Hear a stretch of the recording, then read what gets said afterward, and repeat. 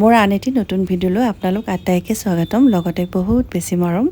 ভিডিঅ'টো আৰম্ভ কৰিছোঁ মোৰ পূজা থাপনাৰ পৰা।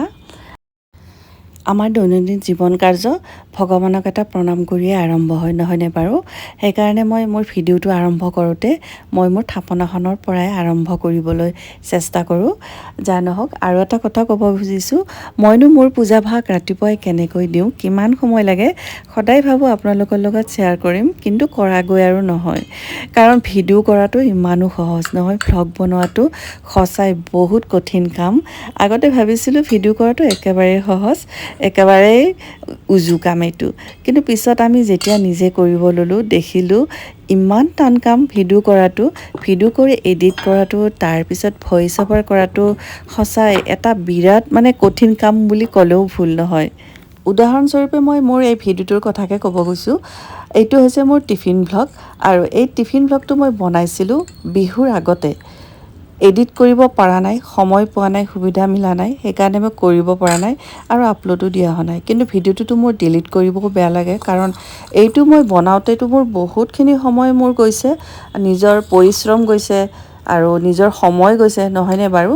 সেইকাৰণে মই ভাবিলোঁ আজি যেনে তেনে মই ইয়াক এডিট কৰিম আৰু আপলোড দিম, আৰু ভইচ অভাৰ কৰিবলৈও সময় লাগে দিয়কচোন।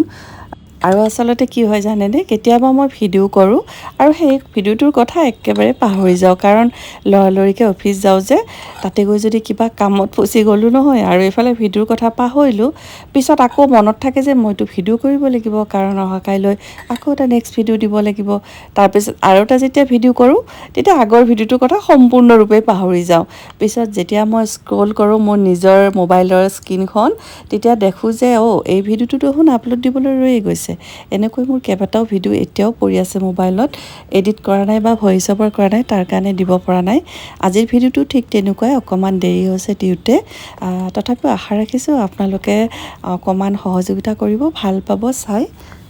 ৰাইজ, আপোনালোকৰ বিহু ভালে ভালে গ'লনে বাৰু? আচলতে 7 বিহু গ'ল কাৰণে মই বিহু ভালনে গ'ল সুধিলোঁ, যদিও বহাগ মাহটো গোটেইখিনি যোৱা নাই। আচলতে মোৰ প্ৰশ্নটো ক'ৰবাত চাগে অকণমান ভুল হ'ল, কাৰণ এইবাৰ বিহু কাৰণো ভালে যাব পাৰে জুবিন দা অবিহনে। আমাৰ ক'ৰবাত নহয় ক'ৰবাত জুবিন দা নোহোৱাৰ বেদনা এতিয়াও হানি-খুচি মাৰিব ধৰিছে, নহয়নে বাৰু? এতিয়ালৈকে আমি গম নাপালোঁ জুবিন দাৰ প্ৰকৃত ঘটনাটো কি আছিলে। ভণ্টিয়ে সেইদিনা ফোন কৰি কৈছিলে বিহুৰ আগতে, প্ৰথম বিহুৰ দিনা তাইৰ হেনো জুবিন দালৈ মনত পৰি চকুৰ পানী ওলাই গৈছে। এনেকুৱা হয়তো বহুতৰে হৈছে, কিন্তু আমিনো কি হয় জুবিন দাৰ, নহয়নে বাৰু? না কিবা ভণ্টি লাগোঁ, না কিবা পেহী লাগোঁ, মাহী লাগোঁ, তথাপিও তেওঁক মনত কৰি কিয় জানো আমাৰ বুকুখন বিষায়, কিয় জানো চকুলো নিগৰে, আজিলৈ গম নাপালোঁ। আচলতে এয়া হয়তো তেওঁৰ প্ৰতি থকা আমাৰ আৱেগ, অনুভূতি, অনুভৱ, নহয় জানো? আৰু জুবিন দাক আমি এনেকৈয়ে জীয়াই ৰাখিব লাগিব মনৰ মাজত, তেওঁক সদায় মনত কৰি, তেওঁৰ গানেৰে, তেওঁৰ সুৰেৰে, আৰু তেওঁ ইমানতে সন্তুষ্ট থাকিব। আৰু তেওঁ নিজেই খুব হাঁহি ফূৰ্তি কৰা, ধেমালি ভাল পোৱা মানুহ। তেওঁ কেতিয়াও আমাৰ অসমবাসী ৰাইজক বিচৰা নাই যে তেওঁ কান্দি কান্দি আমি তেওঁক মনত কৰি থাকোঁ সদায়। তেওঁ বিচাৰে আমি সদায় যাতে মিলা প্ৰীতিত থাকোঁ, নহয় জানো? মালিগাঁৱতে থাকোঁ যেতিয়া লতাশিল, পাণ্ডু, ভৰলু এইবিলাক বহুত ওচৰত, আৰু হাজবেণ্ডে ফাংচন চাব লগ ধৰিলে, কিন্তু যাবলৈ মনে একেবাৰেই নামানিলে। পিছে মই টিভিতে ফাংচন চালোঁ, আৰু ফাংচন কাৰ চালোঁ জানেনে? জুবিন দাৰ এই ফাংচনখন এইবাৰ বিহুত প্ৰথম চালোঁ। আৰু এখন এনেকুৱা ফাংচন চালোঁ টিভিৰ পৰ্দাত, য'ত নেকি গৰিমাবুৱে জুবিন দাৰ প্ৰিয় গীত আওৰাইছে, আৰু জুবিন দাক আকৌ এবাৰ যেন জীয়াই তুলিছে। আহক একেলগে চাওঁ।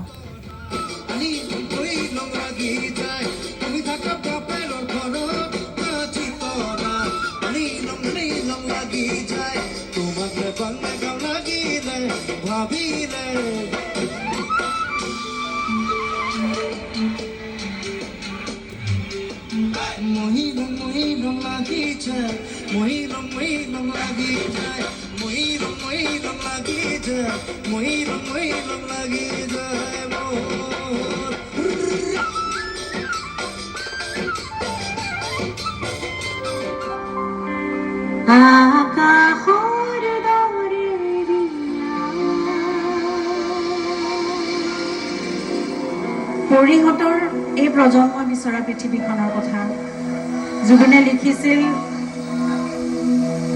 সেইটো প্ৰজন্মৰ কথা ভাবি, কিন্তু আমাৰ মনবোৰেও, আমাৰ হেঁপাহবোৰেও এইখন পৃথিৱীয়ে বিচাৰে। আৰু সেই গীতটিয়ে এতিয়া জুবলি আৰু পৰিয়ে গাব আৰু জুবিনৰ এটি কবিতা মই তাৰ আগত পাঠ কৰিব বিচাৰিছোঁ। কবিতাটিৰ নাম বন্য লৰালি। সৰা শেৱালি দেখিলেই মোৰ মনত পৰে সেই চোতালখনলৈ আৰু সেই পদূলিটোলৈ, য'ত এতিয়াও উশাহ লওঁ মই। প্ৰতিডাল দুবৰিত মোৰ বন্য লৰালি, প্ৰতিজোপা গছত বিলীন হোৱা মোৰ অম্লান চেতনা, প্ৰতিটো শিলত খোদিত হোৱা মোৰ অস্থিৰ বেদনা।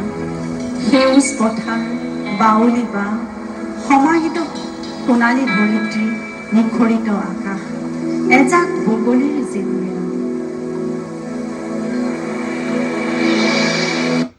সৰা শেৱালি দেখিলে মোৰ মনত পৰে সেই চোতালখনত।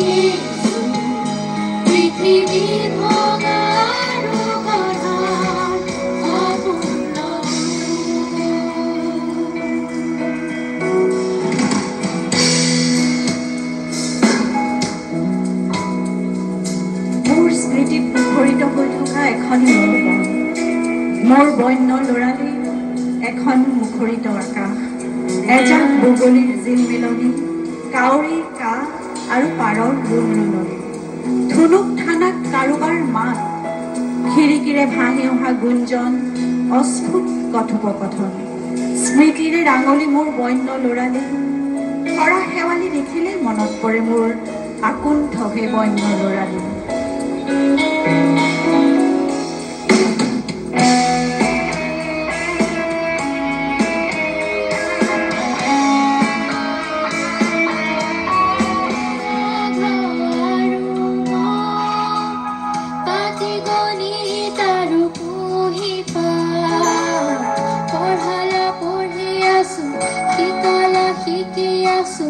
এতিয়া কিয় দিয়া মৰণ আঘাত, বুৰঞ্জীৰে পাত লুটিয়ালে আমাৰে মৰমে দিব সুকীয়া, যদিহে